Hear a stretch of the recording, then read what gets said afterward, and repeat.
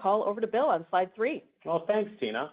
Good morning and thanks for joining. I'll cover 3 topics on our call this morning. First, an update on the Rezdiffra launch.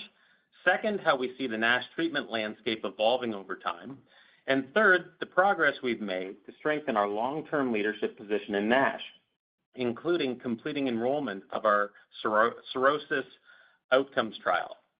Let's start with the U.S. Rezdiffra launch on slide 4. As we announced in our earnings release this morning, we delivered an exceptional quarter generating $62 million in net sales. This was another strong demand quarter with inventory at the low end of our expected 2 to 4 week range. We're now 6 months into the launch, and the feedback we're hearing from prescribers continues to be very positive. They're finding it easier to prescribe Rezdiffra to their patients thanks to our efforts to wire the system and the improved access we've secured.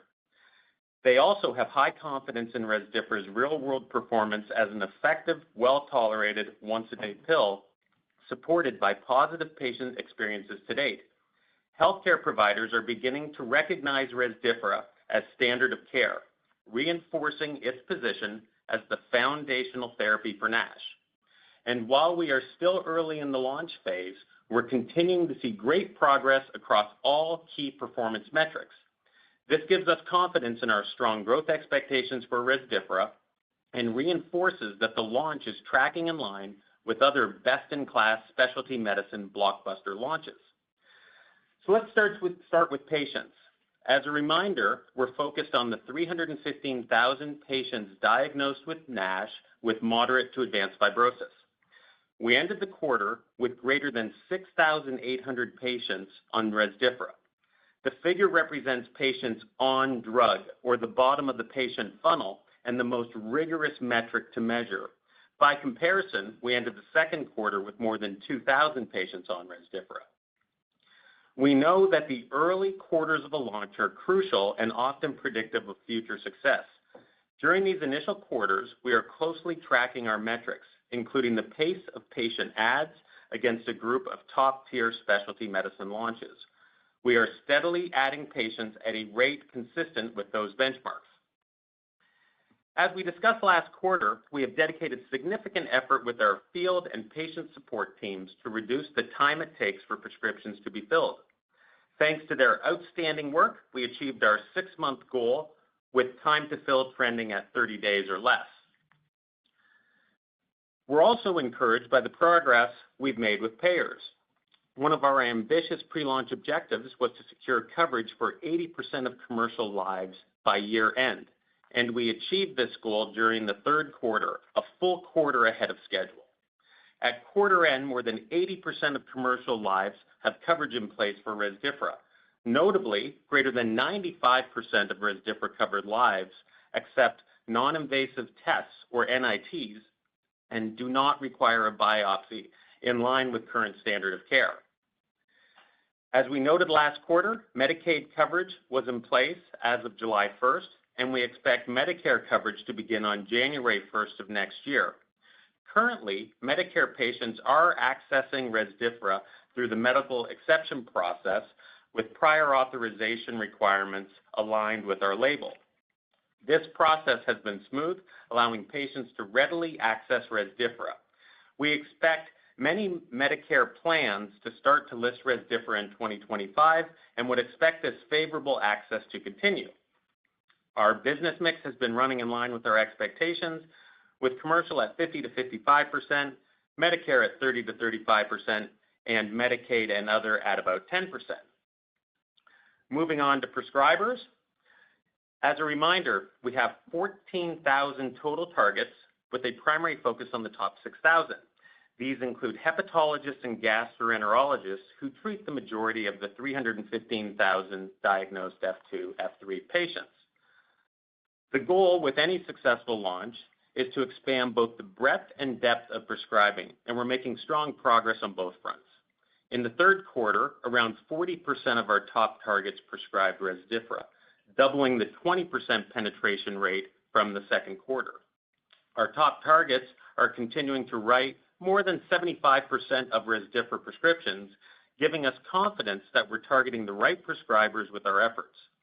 And as we look at depth among our top targets, we are seeing an increasing number of prescriptions written per prescriber as well.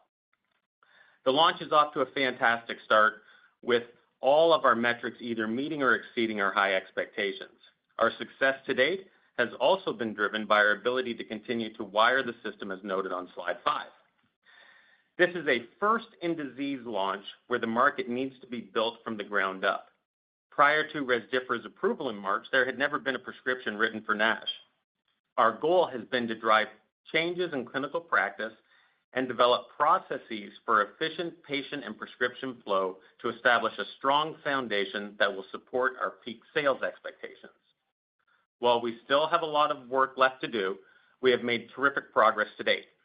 Success here allows us to strengthen our leadership position in NASH and achieve one of the most successful specialty launches in the industry.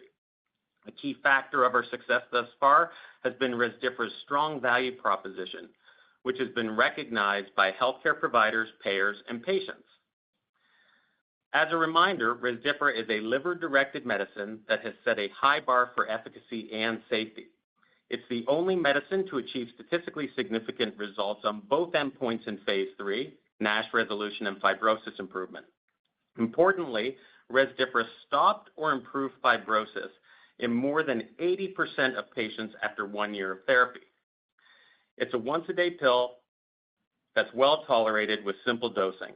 It's this favorable profile that should allow patients to stay on the medicine over time. Early indicators suggest persistency in line with other well-tolerated oral medicines. It's clear from these real-world results that Rezdiffra is well on its way to becoming the foundational therapy for NASH patients with moderate to advanced liver fibrosis. We believe that this strong product profile will provide a sustainable advantage for Rezdiffra when new competition emerges. The next potential entrant could be from the GLP-1 class. As we look at the profile of semaglutide on slide 7, you'll see that Rezdiffra compares very favorably across key attributes.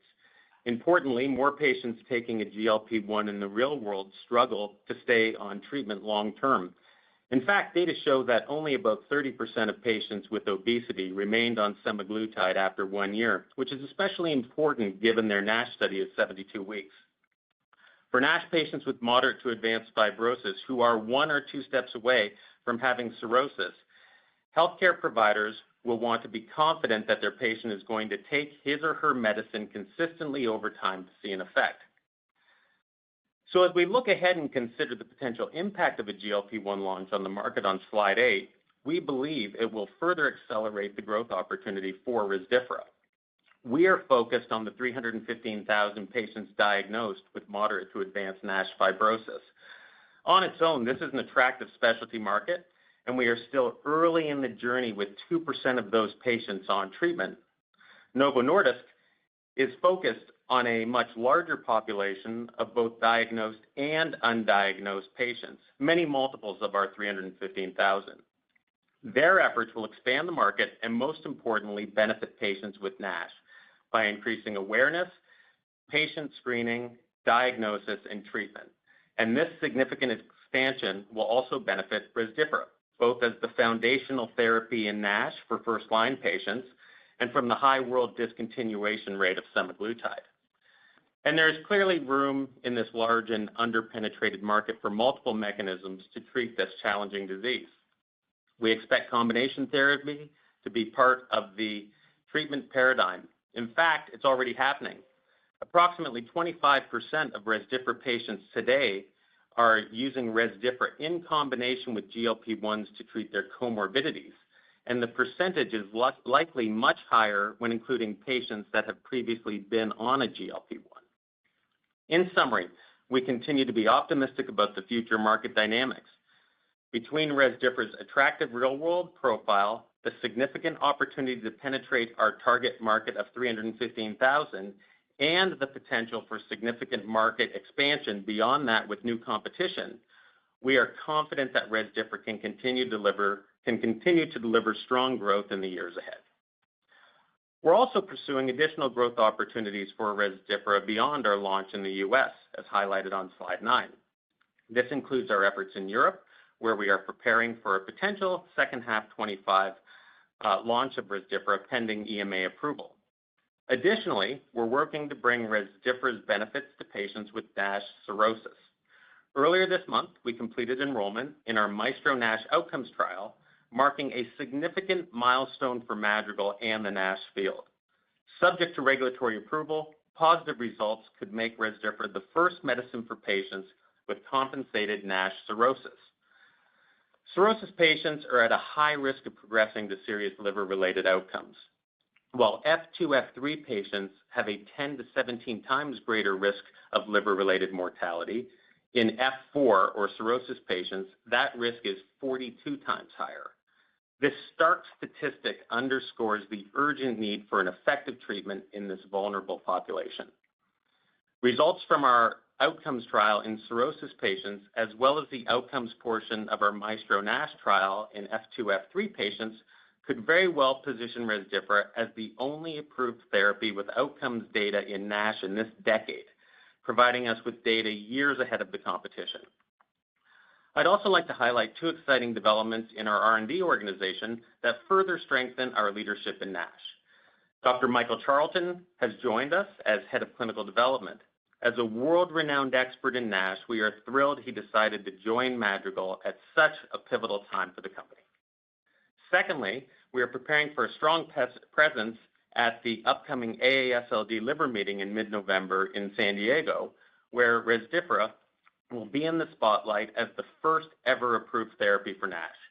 Madrigal is leading the NASH field to advance the science. Our resmetirom development program produced more NASH abstracts at AASLD than any other program. Moreover, AASLD recently released guidance that reinforces Rezdiffra's role as the foundational therapy for NASH, following similar recommendations from the EASL guidelines in June and the expert panel in July. Clinicians now have multiple guidance documents to support patient identification, treatment initiation, and monitoring. Before I hand it over to Marty, let me briefly summarize our progress on slide 10. This quarter, we delivered outstanding results, meeting or exceeding our ambitious targets. Net sales of $62 million driven by strong demand. Greater than 6,800 patients on Rezdiffra. More than 80% of commercial lives covered, achieving this milestone a full quarter ahead of schedule. About 40% of our top targets are prescribing Rezdiffra, and we continue to drive both breadth and depth with significant opportunity ahead. The completed enrollment of our NASH cirrhosis outcomes trial, one step closer to bringing the first therapy to market for this vulnerable patient population. And we're tracking well to launch Rezdiffra in Europe in the second half of 2025, pending EMA approval. With that, I'll turn it over to Marty. Thank you, Bill. Earlier today, we issued a press release with our full financial results, so I will provide you a few highlights of the third quarter of 2024, as noted on slide 11. U.S. net sales for the quarter totaled $62 million. As we've mentioned previously, we expect inventory to run between 2 to 4 weeks for Rezdiffra, which is typical for a specialty medicine. As Bill noted, this was another strong demand quarter, with inventory at the low end of that range. Our gross to net was again favorable to our expectation this quarter, as our copay assistance program utilization was lower than anticipated for the third quarter. As we said before, we expect gross to net to be choppy quarter to quarter, particularly early in the launch. R&D expenses for the third quarter of 2024 were $68.7 million compared to $71 million in the third quarter of 2023. We continue to anticipate relatively stable R&D expenses this year compared to last year. SG&A expenses were $107.6 million compared to $27.6 million for the third quarter of 2023. This year-over-year increase was expected, due primarily to the expansion of our commercial operations in the U.S. following Rezdiffra's approval in March. Turning to our balance sheet, as of September 30th, we had $1 billion in cash, cash equivalents, restricted cash, and marketable securities. With this strong cash position, we are well-resourced to support the ongoing launch of Rezdiffra in both the U.S. and our planned launch in Europe. I'll now turn the call back over to Tina. Thanks, Marty. let's move into the Q&A portion of the call. So Marvin, please provide the instructions for the Q&A session, and we'll get started. Thank you. We will now open the lines for question and answers. To open your line, please press star 111, and you will be added to the queue on the call. Please stand by while we compile the Q&A roster. Our first question comes from the line of Yasmeen Rahimi of Piper Sandler. Your line is now open. Good morning, team. Congrats on an amazing quarter. Really incredible. Team, I guess question is, given the strong performance, could you maybe talk to us about what your forecasts or what your thoughts are around moving forward into fourth quarter and sort of growth into 2025? And I'll jump back into the queue. Great. Yes, thanks very much for the question. Yeah, we're really thrilled with how the launch is progressing. The team is executing at all levels. Made great progress on coverage, adding prescribers, adding patients. We're really off to a very strong start. And, as I said, the trajectory in early launch quarters is an important indicator for future success. Now, we have our own internal metrics that we look at, but we're also benchmarking ourselves against about 10 specialty launches in the last 10 years that are unmitigated successes. These are great launches. And we're doing really great against these benchmarks as well. And looking at those benchmarks for growth, what you typically see in the third quarter of launch of growth is in the 50% zone on average. And like with the other metrics, we're tracking well on this. So we're off to a great start.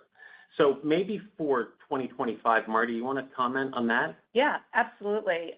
Like Bill said, we're off to a strong start. We're really pleased with our third quarter growth and what we're looking forward into fourth quarter. But absolutely, we want to see how 2024 plays out before we provide any more specific points of view on 2025. But what we can say is you look at fiscal year 2025, and based on our performance of third quarter and into fourth quarter, we would anticipate that 2025 expectations to increase some to account for this robust growth that we're generating. All right. Good. Thanks, Yaz. Marvin, next question, please. Thank you. 1 moment for our next question. Our next question comes from the line of Elena Merle of UBS. Your line is now open. Hey, guys. Thanks for taking the question, and congrats on the quarter. Just curious what you're seeing in terms of the cadence of new patient starts. Are you seeing a similar number of new patient starts per week or month, or is the number of new patient starts accelerating? And then just second, in terms of the Essence data, what are your expectations for whether the payers will require a step-through with the GLP-1 if the Essence data shows a very strong fibrosis benefit? Thanks. Thanks, Ellie. Appreciate the question. So, yeah, as we said, we have been continuing to steadily add patients. There's a lot of interest out there. You have to remember, we're not at steady state yet either, right? We haven't fully penetrated all of the prescribing physicians, so that's going to take longer as we continue to wire the system. And then you get to your baseline that you start to grow from in a patient ad perspective.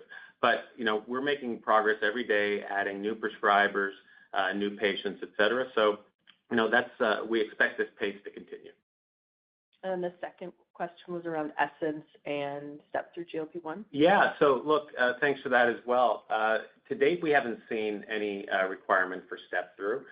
Look, we're waiting to see what the results look like as well. And when we get the results, we're going to want to try to understand what the data says and doesn't say. And we'll have a number of questions to really probe a little deeper on because, as you know, top-line readouts don't always translate into labels so well. So some of the things we're going to be looking for are the following. What do the intent to treat results look like? How are discontinuations handled? What % of patients reach the 2.4 milligram therapeutic dose? And even things like how are the biopsies read, because that can result in higher response rate, as you've seen in other NASH trials. But in the end, we're talking about a well-controlled trial here versus real-world practice, and that's where I think the profiles really matter. That's where we're really set up for that. So we'll see what happens with the results of the trial to see what happens, if anything happens with payers. Now, what I will just reinforce is we are in a really strong position. We have a very good profile. We've had ongoing dialogue with payers now for well over a year. They understand the profile of the product and what it can offer. So we feel like we're in a very strong position as we go into any potential readout that takes place from Essence. Great. Thanks, Bill. Marvin, next question, please. Thank you. One moment for our next question. Our next question comes from the line of Akash Tewari of Jefferies. Your line is now open. Hey, this is Manoj in for Akash. Thanks for taking our question. Just one, which trial are you more confident on hitting on outcomes, the extension of MAESTRO-NASH or like the F4 patient trial? Why are you confident that you could show a definite a benefit in these late-stage patients? Oh, thanks for the question. Look, we're confident in both trials. Of course, we don't have the answer yet, though, so we have to wait and see what that looks like. We have for the cirrhosis trial, we had a group of 180 cirrhosis patients in the NAFLD-1 trial that went on to the open label. It was based on some of the results that we were seeing there that we feel that there's a very good reason why Rezdiffra may work in this population. In fact, Rezdiffra has been referred to as the kind of master regulator or for fibrosis. So we think that this is something that there's a good chance that we hit. We're, of course, always going to push the science here and ask the question about what does the community want to learn about and know. We think, especially through the cirrhosis trial, that there's going to be a ton of learnings for the community overall.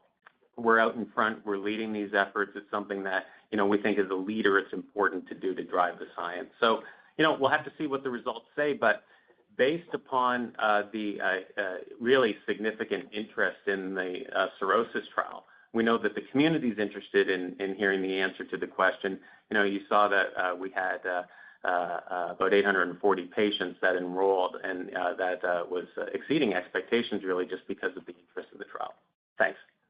Yep. Thank you. Marvin, next question, please. Thank you. One moment for our next question. Our next question comes from the line of Ritu Baral of TD Cowen. Your line is now open. Good morning, guys. Thanks for taking the question. Congratulations on the quarter, but I'm going to complain a little anyway. I wanted to ask about Medicare free drug. Can you talk about the amount of free drug that's being utilized going into the number? We've heard some discomfort, I would say, from doctors treating Medicare patients with the free drug program that you guys have offered, I guess, just around logistics. And are you satisfied right now with your commercial copay program to promote use in the commercial population? Just because you guys did say, I think, Marty, you said that copay utilization was low this quarter. Do those two things need to be optimized to set up 2025 to success? Ritu, thank you for the question. First of all, from a free goods perspective, very little this quarter, and there was very little last quarter. That's something that we expect in time. There's a little bit more utilization of. So not worried at all about where we are. It's, as you're launching any new product, as it relates to any of the services that you offer, it takes some time for the community to, A, know exactly what is out there, and then B, how do they utilize those potential offerings. But we're seeing, good progress on all those things. So we haven't heard that feedback, I have to say, and I spent a lot of time talking with practices. Haven't heard the feedback that it's been a challenge for physicians to access any of the service offerings that we have.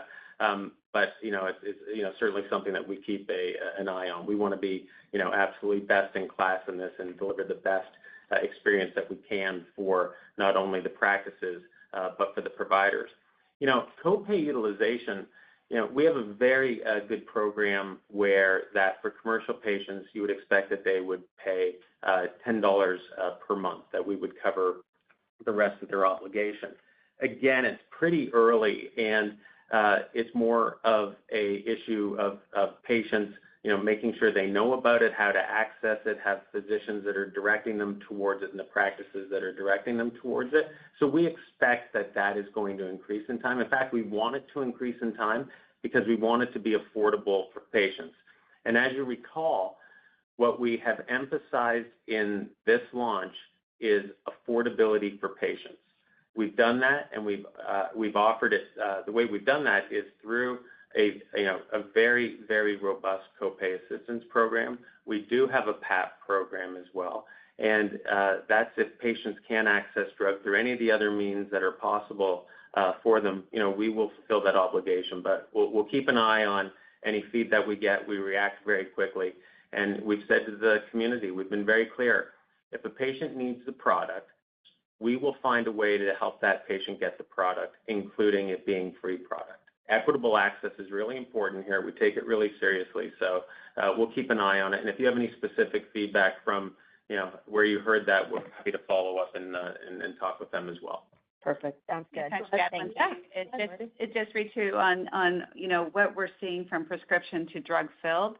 We mentioned this in the script as well, that we've already achieved our goal for the 6-month mark, which was bringing that down from 60 days to 30 days. So things are very, very much working in the system for us right now.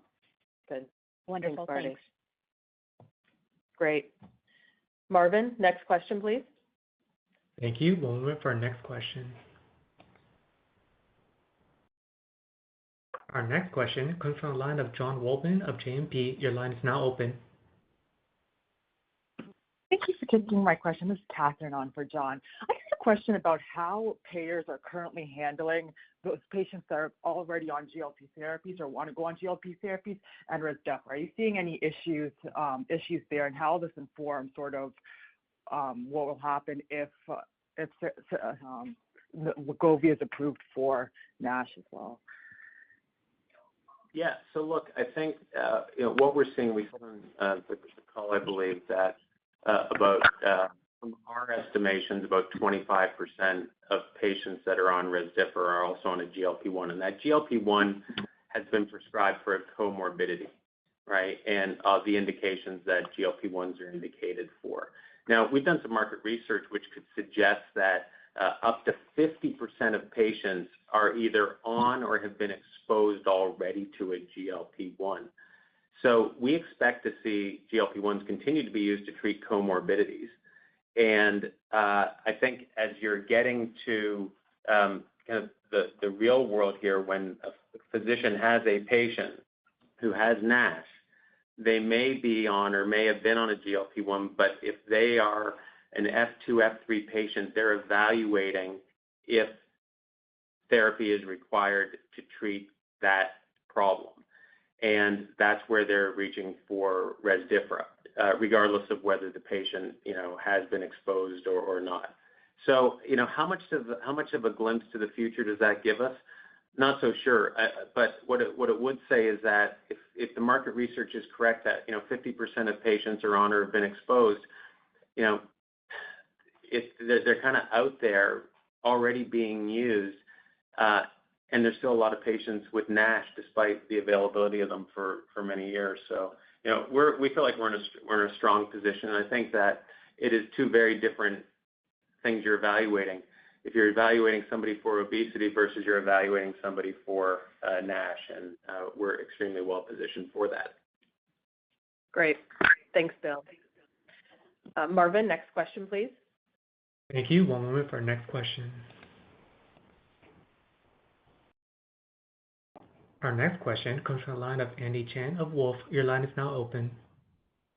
Hi, this is Emma on for Andy. Thanks for taking our question and congrats on the quarter. Just following up on a question asked about utilization of the free drug program, are you able to provide a split across Bridge versus PAP? And then another question from us, just your recent patient campaign in September raised a lot of awareness. Can you speculate on whether they can be converted to Q4 revenue or Q1 revenue? Thank you. Great. Thanks for the question. No, look, with the utilization of Bridge and PAP, so let me just provide a little perspective first. So, we do have a Bridge program for commercially insured patients. If we have the option to send them product in the interim period, while their reimbursement is being finalized with the insurer. As I've said in the past, you have to decide when you want to use a bridge program. You may not come out of the gates using one. In this case, since there's such assurance now of a path to reimbursement with 80% of commercial lives covered, it is a good time to have a bridge program. And this way, we don't want to have a patient delayed in getting product while insurance is being worked out. So we have offered to patients the ability to start while insurance is being worked out. And there's utilization of that program. I wouldn't call it broad at this point. From a free goods perspective, again, we said there were very few free goods patients in the quarter, and that's similar to what we said last quarter. Very few free goods patients. So to me, that's an indicator that coverage is very strong, and that patients are finding a path to product without relying on PAP. However, it is available. People are using it, and we would expect in time that that number is going to increase. But let me be clear about the patients that we have on. This is a really strong demand quarter. There's very few free patients, and we're really, really excited about it. Now, you asked the question about some of the patient work that's been done, the patient campaign, and how there seems to be a lot of interest. Will that ultimately turn into Q4? A lot of what you have to do in a launch is drive awareness. It's the first step to patients taking action or physicians being comfortable, knowledgeable, and ultimately taking action. So, yeah, we have seen so far, positive response to our efforts to directly reach out to patients with our DTC efforts. How much of that translates into future demand? Well, our hope, obviously, is that it plays a role in it, but in itself, it is a piece of it. You still need to have the practices ready, that they have their pathway to bring patients through and along through everything from diagnosis through to prescription and fulfillment of prescription and follow-up. So it's an important component, but I would consider it piece of the full effort that we're making rather than a standalone. Great. Thanks so much. For the responses. Oh, awesome. Thanks for the question. Thank you. Marvin, next question, please. Give 1 moment for our next question. Our next question comes from the line of Prakhar Agrawal of Cantor Fitzgerald. Your line is now open. Hi, Prakhar here from Cantor. Congrats on the great quarter. So maybe my first question is if you can comment on the month-over-month patient adds seen in 3Q, and whether you saw a lot of ads in July and more steadier ads in August, September. The reason I'm asking is a linear patient ad in 3Q would imply a lower sales number, assuming inventory is at the low end. So just trying to reconcile the patient growth seen throughout 3Q and the revenue number. And as a follow-up, would you expect similar sequential growth on new patient ads in 4Q, or would there be some moderation given the month-on-month trends seen in 3Q? Thank you, and congrats again. Yeah, thanks, Prakhar. Look, we're steadily adding patients and prescribers, and that continued pretty consistently through the summer, and even as we look ahead to October, we're very pleased with the uptake. And really, it's each day, each week, each month we're adding, and you get the cumulative effect of that. So not going to give specifics on a per month, because it can be a little noisy from a month to month. We're looking at it from a quarter perspective, and what you're seeing is the cumulative effect of all those things, make for really strong quarterly growth. So that's what we had in the third quarter, and as we move into the fourth quarter, the dynamics remain. Good. Yeah, and Prakhar, I would just add that Bill addressed the fourth quarter during the script, so if you want to go back and listen to that. Great. All right, Marvin, next question, please. Thank you. 1 moment for our next question. Our next question comes from the line of Adrienne Newkirk of Goldman Sachs. Your line is now open. Good morning. Thanks so much for taking the question, and congratulations on the quarter. Bill, you've mentioned this or maybe referred to this a couple times here, but in terms of the specialty drug analogs or benchmarks that you're looking at, wondering if you're willing to maybe provide a little bit more specifics there as to which ones specifically as we think about the forward trajectory. And then would love an update here on how uptake has been going across your hepatologist versus your gastroenterologist. I know last quarter the latter had been a key point of focus as they are the majority of the prescribers here, but how has that been going? Thank you so much. Great. Thanks for the question. So look, these are the group of around 10 over the last 10 years that I mentioned. These are all blockbuster specialty medicines. They tend to be first-in-class, first-in-disease medicines in high unmet need areas. That's about all we'll give for now. But look, I think you can see with our results, strong results, and we say that we are performing well against the benchmarks and our own internal metrics. I think we've picked the right comparators, and I think that we're really holding a high bar for ourselves. The team that we brought on board is not here as for a hobby. They're here to win. They're here to create a market and have a product, being Rezdiffra, be looked at as amongst one of the best launches in the industry. So we have our goals set really, really high, and the team, as you can see, I think, has done a remarkable job, especially if you think about where we were 12 months ago. Well, actually, where we were in January, which isn't even 12 months ago, when we had not even a commercial team in place of significance, and what we've been able to do in that short period of time. So, I have to say, been involved in a lot of launches, been involved in a lot of outstanding launches. We're doing a great job with this launch. I put this one at the top of the pile. So just a little bit of commentary there. So a little bit about HEPs and GIs. I would say similar to what I said in the last quarter, but obviously progress by both groups. If you think about the 14,000 physicians that we're targeting, 6,000 is really the key. There's under 1,000 hepatologists in the country. So by virtue of where the numbers are per se of patients, just by sheer volume of physicians, you've got a lot more gastroenterologists than you do hepatologists. And what we've seen is kind of steady growth in breadth and depth across both the groups. Now, remember, the hepatologists, they are liver doctors. That is their organ of specialty. So they're a little bit earlier, moving a little bit faster, I would say, on average, because they knew the disease. They've been looking at the liver for a long time and off to a little bit faster start. However, the GIs represent and will represent the overwhelming majority of the scripts just based on the sheer number of them. And they're making progress. Now, they had to start from a little bit different space, though, right? They didn't have pathways established in their practices for how to process NASH patients, let alone treat NASH patients.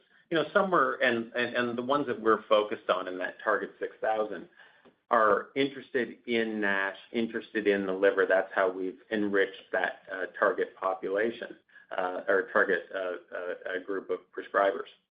They have taken steps to create these pathways. Now, I'll just give 2 points in time. A year ago, there was the ACG, American College of Gastroenterology meeting in Vancouver. And last week, or beginning of this week, the meeting was in Philadelphia, gastroenterology meeting. And it was like a night and day difference. People knew the drug. People were taking steps to create pathways.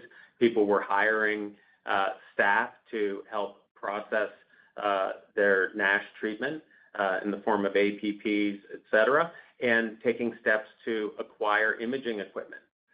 So, that wasn't categorically across everyone, but you have the whole gastroenterology target group, which is moving towards creating these pathways and so forth. So, where we are in launch at, 7 months out or so, it's remarkable how quickly people are shifting towards really, I would say, creating their pathway in each of their practices for how to process a NASH patient. And it's taken some time, but it's really happening quickly. They understand the unmet need. They're happy to see that there's now a foundational therapy that's available that's pretty easy to use, right?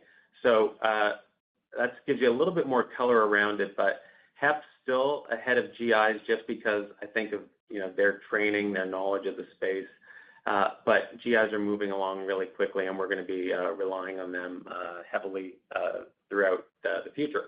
Great. Thanks, Bill. Marvin, next question, please. Thank you. One moment for our next question. Our next question comes from the line of Lisa Bako of Evercore. Your line is now open. Hi, thanks for taking the question. I have sort of two types of questions. One is U.S.-based and one Europe. So for U.S.-related questions, can you give us a little more color on the gross to net? Marty, I know you said it was favorable and would be choppy, but where did we land this quarter?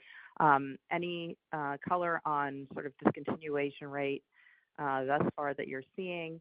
And then as you think about semaglutide and assuming that data is positive, do you expect any changes in gross to nets as a result of that?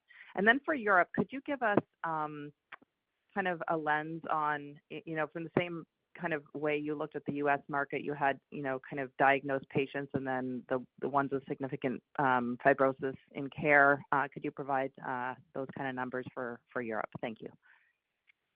Okay, great. Maybe what I'll do is let me start with Europe, and then we'll move on back to the gross to net. So, first of all, Lisa, thank you for the questions. Europe is it's kind of interesting. Europe, I would say, is ahead of the U.S. versus where we were a year ago. They've had the benefit of knowing that a product was approved for NASH, and as a result, they're planning for success that a product will get approved in Europe, and so they're taking more action. As I said over the past calls and in meetings, that when physicians told us here that they hadn't really taken steps in advance of approval to kind of wire their system, so to speak, they meant it. I mean, with the exception of a few practices, it wasn't until March 14th that they started thinking about how they're going to process patients. Now, Europe's a little bit different in that they see the success in the U.S. of an approval. They plan for it. And I think the first indicator of that was the EASL guidelines that came out, essentially a year plus in advance of approval, anticipating that if approved, Rezdiffra, this is how it would fit into the treatment regimen. So, we feel that they're really in good shape. Now, look, we're getting started a little bit later, obviously, in Europe than we did in the U.S. We've had a medical team that's been over there for years now, but we are just starting those efforts, and we're going to do it in a very, very targeted way. The reason that we're going is NASH is prevalent in Europe, and there's patient numbers there that we think are approximate the U.S. opportunity from the number of F2, F3 patients that are most in need. As we get closer to launch, we're going to come back and give a little bit more of an assessment of what do patient numbers look like, exactly who the targets are, et cetera, and be able to give you a little bit better idea. We're well on the way. We're hiring leadership, but we're doing so in a very, very focused, diligent manner. We are planning for success. We think that Europe still will recognize value. We've seen that in other launches when I said recognize innovation. So that's how we're progressing there. That's why we're going there. So maybe, Marty, do you want to pick up the U.S. gross to net? Yes, absolutely. And thanks for the question, Lisa. And you're right, gross to net can be choppy, particularly in these early quarters of launch. And as we look forward for gross to net, we do expect some additional impacts, as we've already said. So one of the biggest factors in our gross to net right now is the gross to copay assistance program. And we said that was slightly lower again this quarter than our own expectations. And we do want that to grow, as Bill already described. We think that benefits the patients and keeps more patients on drug looking forward. So we will see some some growth there on the copay assistance. I can comment on 2025, of course, and we anticipate that we'll see some typical Q1 dynamics with gross to net, including insurance re-auths, plan changes, et cetera. So we, like other pharma companies, we expect an impact from the IRA as well on that Q1 2025 gross to net. So bottom line, gross to net will step up in Q1 2025, but still within the range of like specialty medicines. And just to answer your question specifically about SEMA in the potential impact on gross to net if SEMA is approved in NASH, I'll go back and say that we really believe that our gross to net will stay within the range that is typical for specialty medicines. Yeah. And maybe, Lisa, you made ask a question about persistency and discontinuations. Look, it's still pretty early, but everything that we're seeing so far gives us a reason to believe that persistency is going to be strong for this product. It'll tend to look like good oral persistency. The one thing, again, discontinuations, yeah, there have been discontinuations, like you would with any product, have some. And that's, we're presenting the net number of patients that were on drug at the end of the quarter, the 6,800, over 6,800, right? So, that's net of everything. But we're really optimistic. We think, we saw in the clinical trials, discontinuation was really low. And, we really think persistency is going to be strong with this. It's a strong profile drug. I mean, you've heard me say in the past, like, this is in kind of my career, this is kind of a holy grail profile. Everyone wants a pill that's once a day. And, we've had patients say that hearing there was this solution beyond anything gave them hope that there was a path forward. And we've heard that from a number of patients. And we think that in itself is a really good sign. Good. Thanks, Bill. Marvin, next question, please. Try to get a couple more in. Thank you. One moment for our next question. Our next question comes from the line of Jay Olson of Oppenheimer. Your line is now open. Oh, hey, congrats on all the progress, and thank you for taking our question. Can you talk about the event rate in Maestro-NASH, and how is that rate tracking versus your expectations, and the importance of fibrosis improvement for driving a clinical outcomes benefit for Rezdiffra, and then also your expectations for the fibrosis improvement endpoint in the ESSENCE trial? Thank you. Okay. Thank you, Jay. There's a lot there to try to answer. Let me start with ESSENCE. I'll work backwards. We're not sure. We haven't seen the data. We don't know. As I said, there's a few questions that we're going to want to understand. Top line results, as I said, don't always translate into labels very well.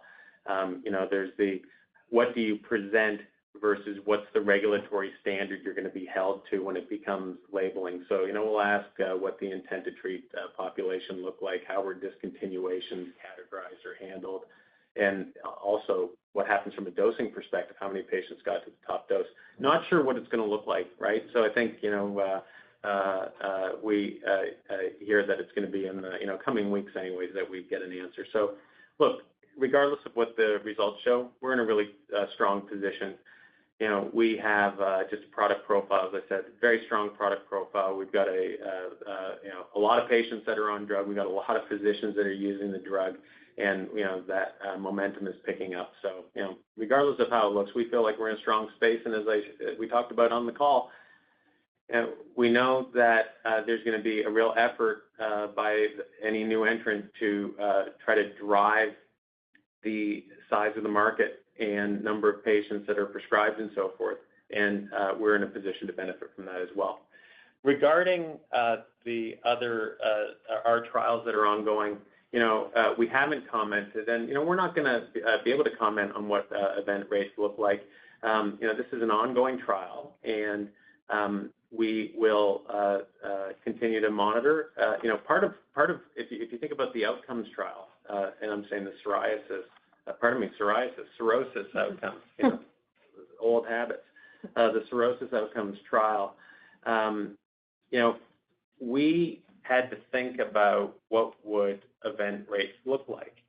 And since this is really not so well an understood population, we used the best measures that we could around us to try to understand what that would look like. And as I said, I think this trial is going to really help educate the community on that cirrhosis population about what event rates do look like and so forth. So, we're anxiously awaiting. As we have more data, we'll obviously, when I say data, we're not going to give a running update of the trial, but we're now that we're fully enrolled, we're excited to be monitoring the trial and seeing what the outcomes look like in that 27 timeframe. Great. Thanks, Bill. Marvin, time for one more question, please, if you could cue for that. Thank you. One moment for our next question.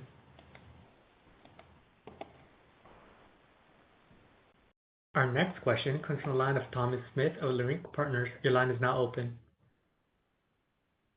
Hey guys, good morning. Thanks for taking the questions, and let me add my congrats on the nice launch quarter. Wanted to ask whether you have any visibility into early patient persistence and refill rates. I know it's still early days, but you're clearly continuing to drive new patient adds. And I'm just wondering if you're able to put any numbers around persistence or if you have a sense of when you'll be able to quantify that.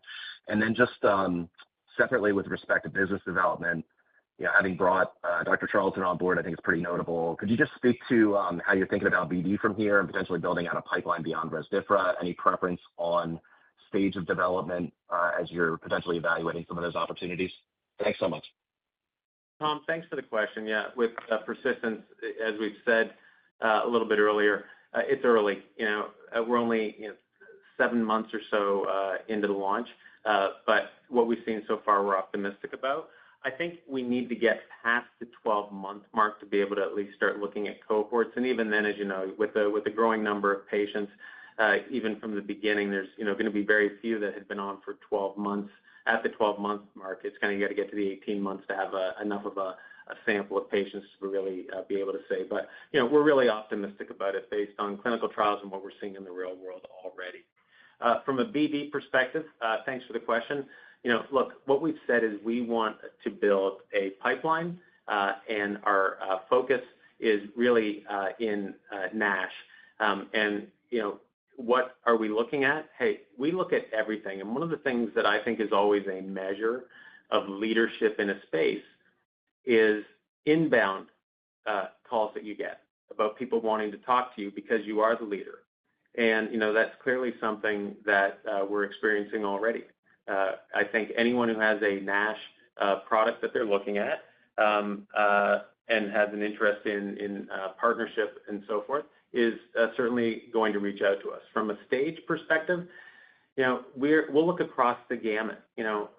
We have the advantage. We're in a leadership position now. We have what we believe is the foundational therapy with Rezdiffra. Rezdiffra alone is a fantastic product, but we are going to look for opportunities of next best mechanism of action or what would potentially be a good combination, et cetera. And we have deep experience in this space, so we feel like we're in a good position to make the call of what would be the right product to add to the portfolio, product or products. And we're going to do so in a very thoughtful way and make sure we pick something that truly is the right thing for us. So, we'll continue to evaluate, and when we see something that's right, that is actionable, then we'll consider moving forward with that. But let me just be perfectly clear. What our stated intent is to be the leading NASH company in the industry, period. That has a short, medium, and long-term side to it. And we feel we're well underway, especially when you see how strong a start we are off to. Great. Thanks, Bill. And thank you all for your time today and your interest. We're going to conclude the call. A replay of this webcast will be available on our website in about 2 hours. So thank you for joining us.